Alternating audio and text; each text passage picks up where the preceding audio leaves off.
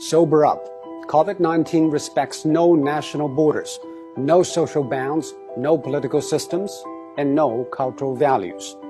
It hits us just as hard. It levels the world. Facing the pandemic, it is not what happened matters. It is how we respond. For almost a month, it infected thousands in Wuhan in a day, and every hospital bed was occupied. Now, empty beds and closed wards in the city. How did China make it? It is nothing new, but it's worthy to know. According to an initial WHO report, an infected person appears to spread it to an average of 2.6 people. And after 10 generations of transmission, with each taking 5 or 6 days, that one initial case has spawned 3,500 in matters of days. And that is what the world is seeing. What China did is to break the cycle by human intervention. The scale unprecedented in history.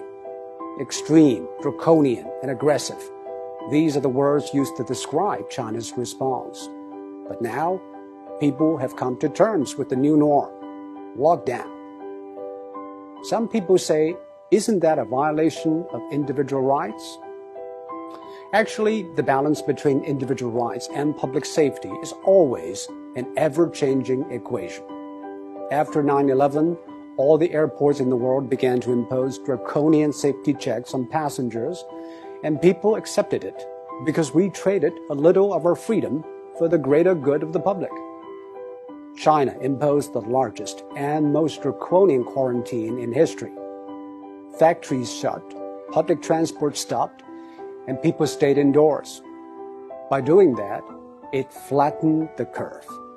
On one hand, China avoided many millions of cases and tens of thousands of deaths.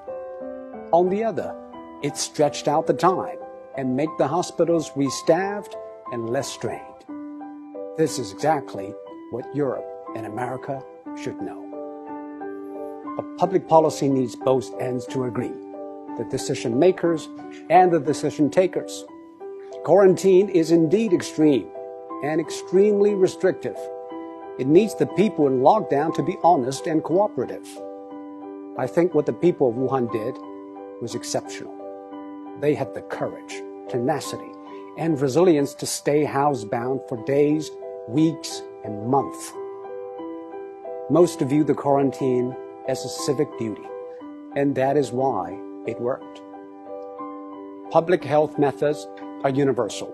They either work or they don't. We are all human beings. Our epidemiology is the same, but we have different economies, demographies, and sociologies. Facing a global pandemic, every nation needs a new contract signed between its politicians, businesses, and the public. Desperate times ask desperate measures.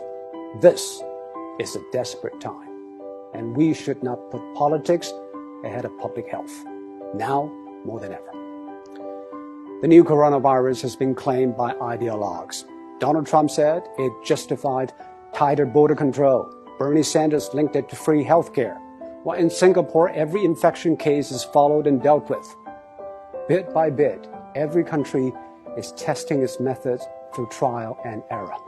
Some paid a high price, and some set a high bar. We should all move ahead with humility. There is no decision without trade-offs, and most of all, there's nothing without skin in the game. And now, the whole world has learned, or is learning, to play.